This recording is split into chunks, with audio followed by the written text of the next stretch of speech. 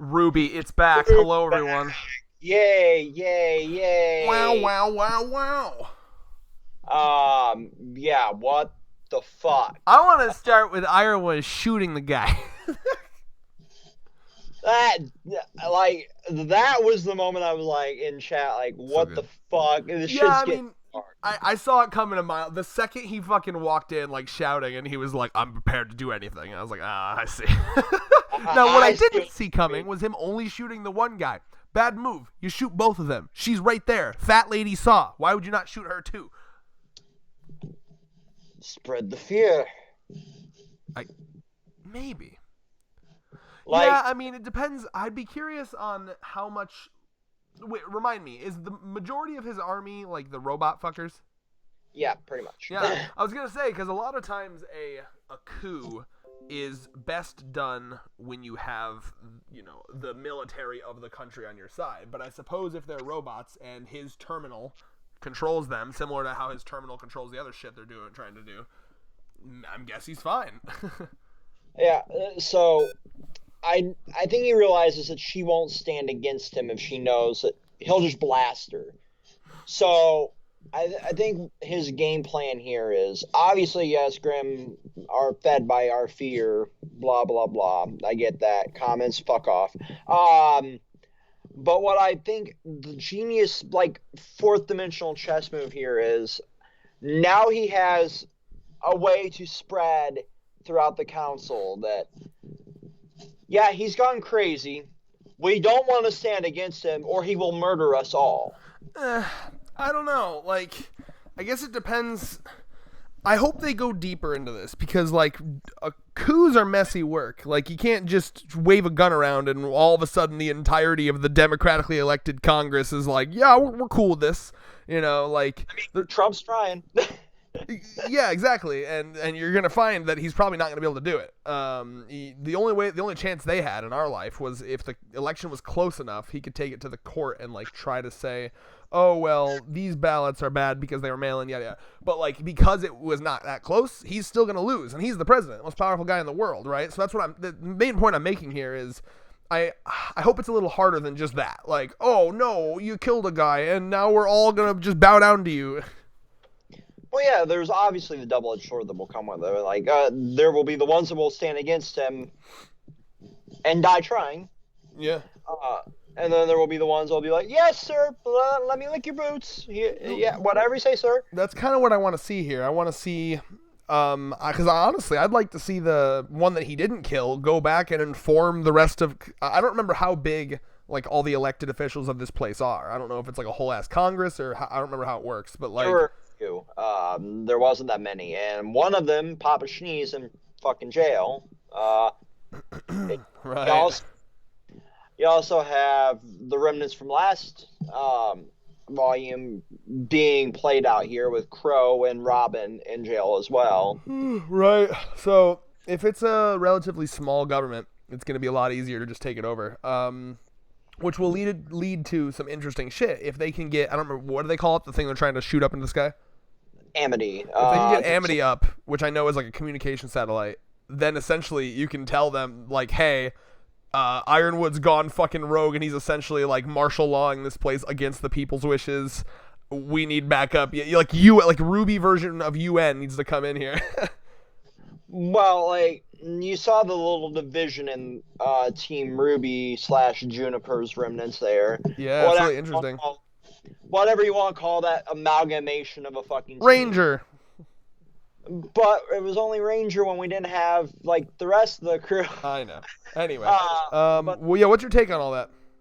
We saw that division, and the division kind of works. Like, it allows RWBY, Nora, and the rest to go and do one thing while the rest of the group goes and fucks off and kind of helps Robin's group kind of drag the civilians down to the crater to, you know, seek shelter from the insanity that has come from Salem's bullshit here. And never forget, by the way, that, or not even never forget, like, just notice, too, there's a massive amount of foreshadowing that seems to be saying that this is going to lead to a bigger rift between the group, because they keep saying like, are we sure this is going to be okay?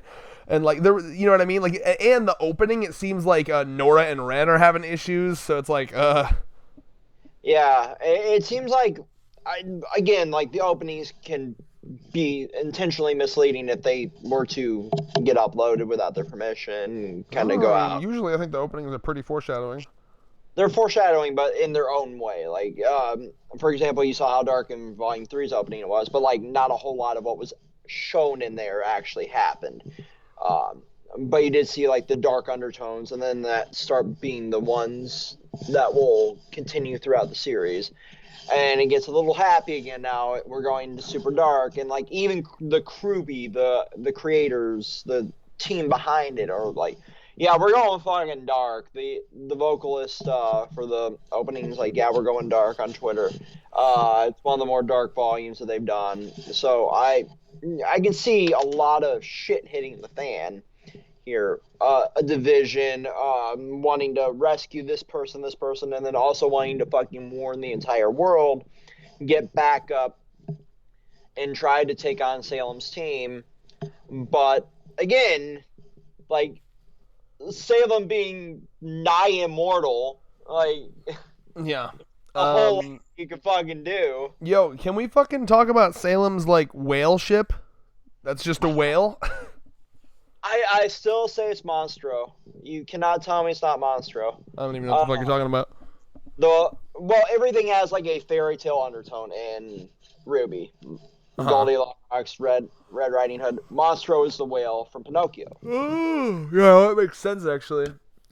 Because like fucking Penny being Pinocchio, sort of, and then right, because she couldn't lie. Her dad being Geppetto. Now having Monstro in there. Oh, bro, it absolutely is. Wait a minute, because Penny, this whole fucking episode, she keeps saying like, "Let me fly up to Cinder, let me fly up to Salem and give her the thing, so she'll stop fucking attacking." And this whale eats Pinocchio, doesn't he? Yes, bro. Second Penny death incoming. Like, it's like, how many times can one character die in the series?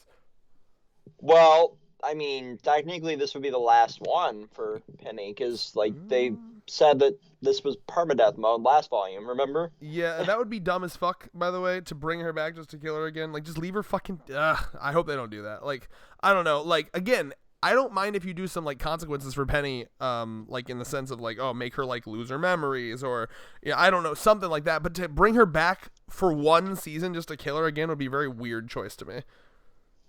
I mean, it makes sense because she has the fucking powers now, and Cinder wanting to have all the maiden powers, it would kind of make sense in a fucked up, stupid kind of way. No, but like narratively, it's a waste of time. Why bring her back? Why kill her originally then? Like, why bring her back just to kill her? I don't know. It just seems weird to me.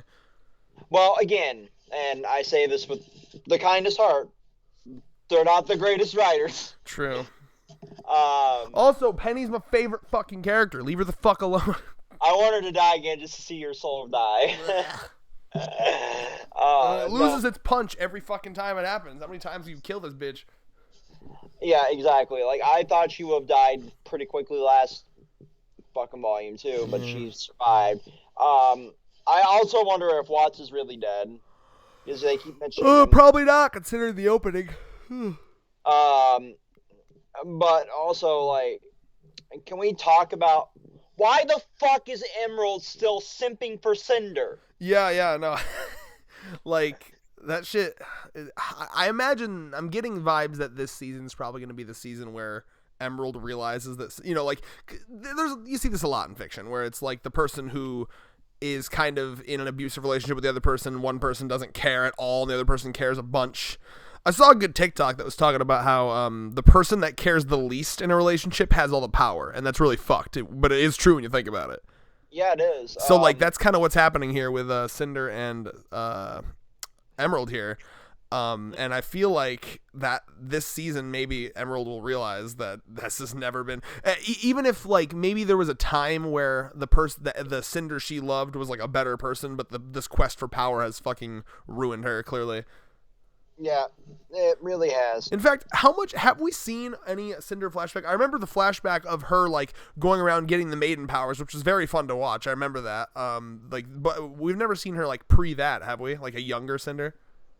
No, we haven't seen a younger Cinder. We've seen a younger Emerald. We've seen like bits and pieces of like Mercury's story as well during the recruitment. Right, I remember that was one of my favorite flashbacks, is that them going around and like getting the squad, which is interesting because we saw Cinder recruiting Emerald, and Cinder was still full bitch when Emerald first met her. So I really don't see what she sees in Cinder. Yeah, absolutely. Women. Yeah, I wonder Joking. if there was more behind scenes that we haven't seen for where she's a kinder person. Yeah, but if that's the case, that's more bad writing, because we should have seen that by now. You can't retroactively be like, she's always been nice. You've never seen it. Yeah, it is. It would be bad writing, but I could see that being kind of the case, because David, you got to stop rubbing a bunch of shit against your mic, friendo.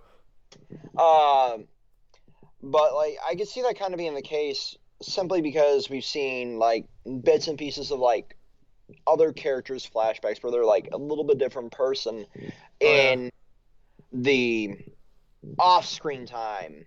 You know what I mean? Like you see a little bit with like Adam being a little bit nicer in the opening bits, the black trailer, and him changing throughout the series. You see little bits and pieces of like the off-screen in those little tiny bits there. You see the recruitment shit for the White Fang in that one trailer. I think it was like last volume or the volume before last. Oh, are you talking about the one where they were on a mission and he fucking like brutally killed that fucking guy?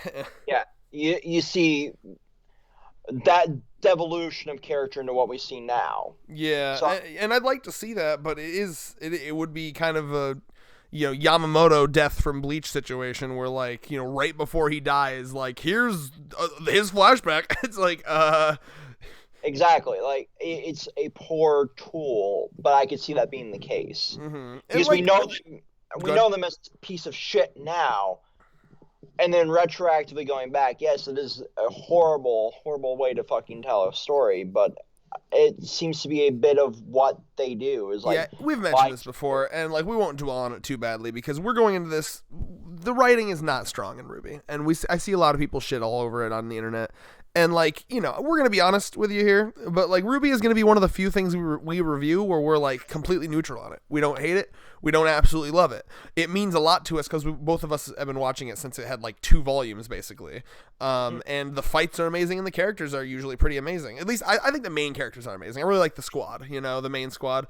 But like in terms of the plot, it's really never been there, it was a lot better as a slice of life, but we're mostly just gonna hype about it because we do love it, in a weird kind of way.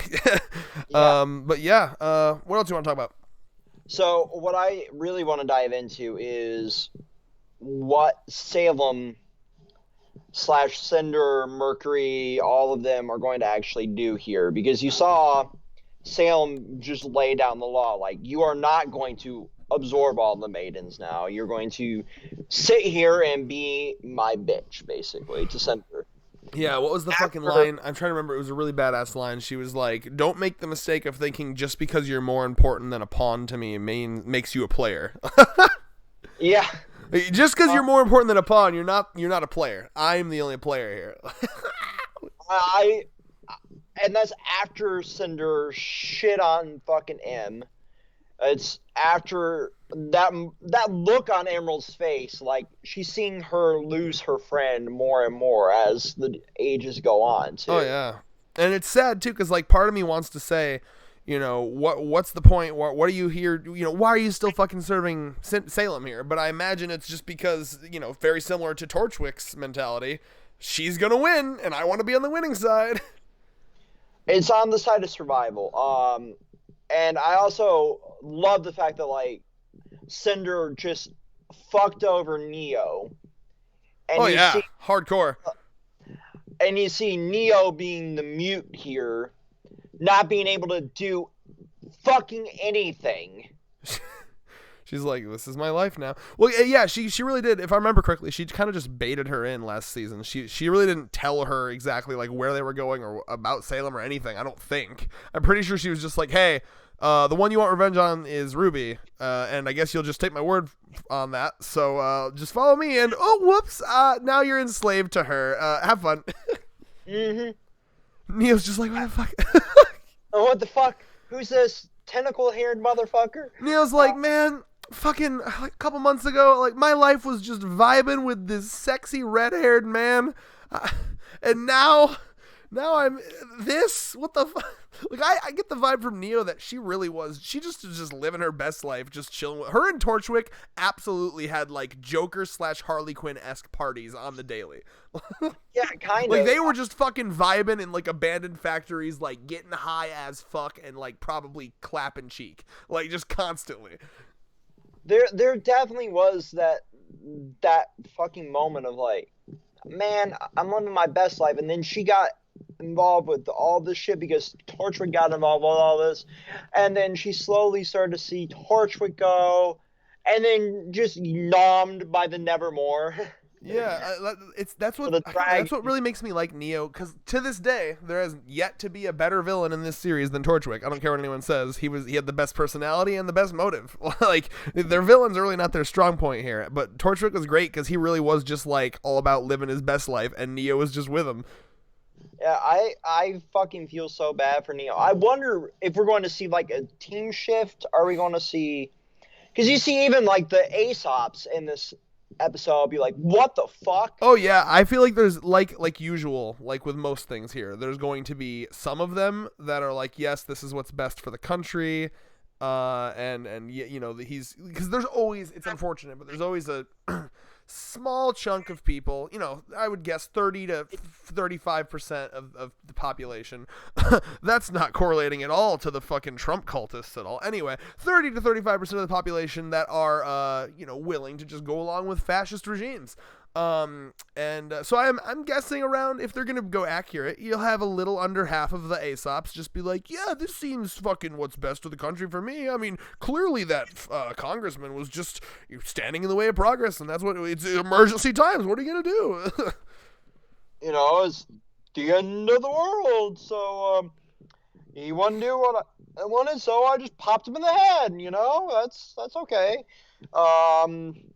But no, like I'm curious. Like, obviously, Clover, if he survives, will side with fucking Ironwood.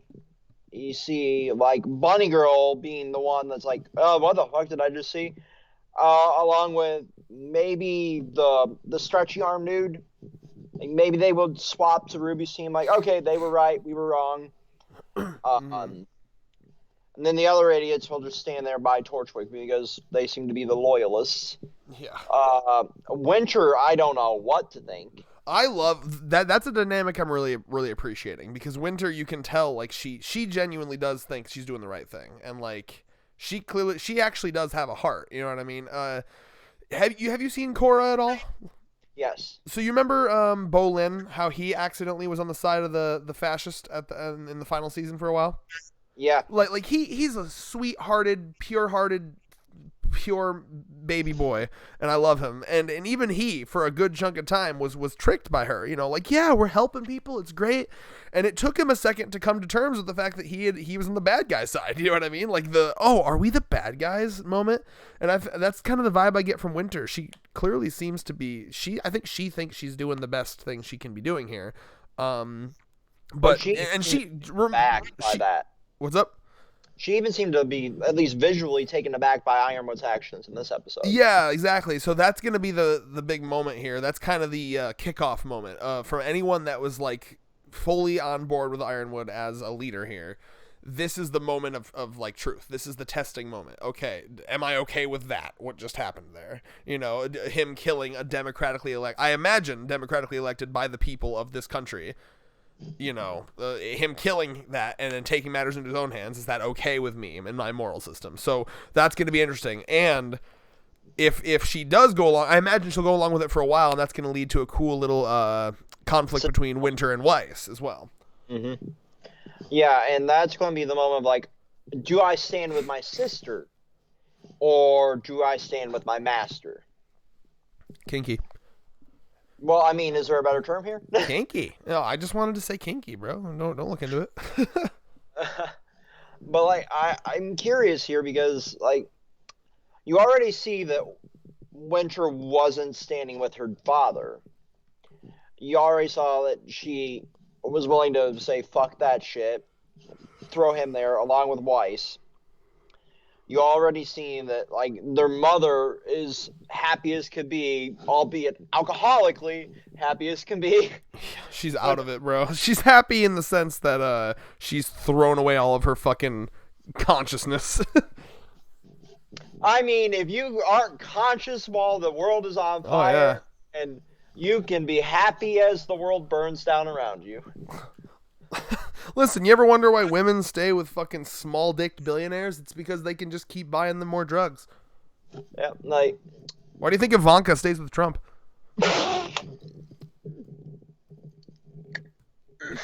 And then every once in a while he forgets and he tries to hold her hand and then she smacks it away. You've seen that shit, right? I've seen, like, especially, like, the last few weeks of the election. She's like, nah, fuck you, fuck you, fuck you, fuck you. Occasionally she has to remind him why she's there. I am here simply until you are not useful to me. Oh, you lost. I feel like a lot of rich couples, they get together and like the rich husband, they're sure to like clap the cheeks quickly before the fucking like allure of having a lot of money wears off. So that's where they clap the cheeks, they have their kids, and then like a year later the woman's like, oh fuck, I hate it here. Well, at least I can use their money.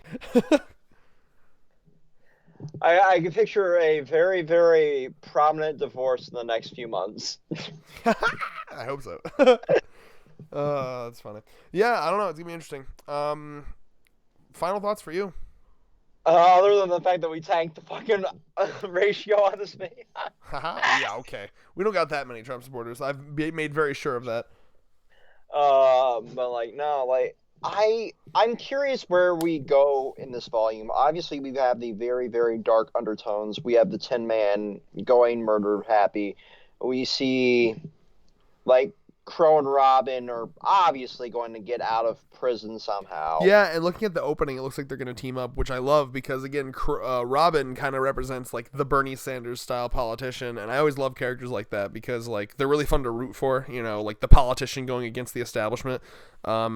And it'll be interesting to see Crow interact with her, you know what I mean? Like, it's going to be interesting to see Crow interact with anybody this volume because, like, he's being accused of assaulting / murdering Clover. Oh yeah, remind me what was Robin's semblance again?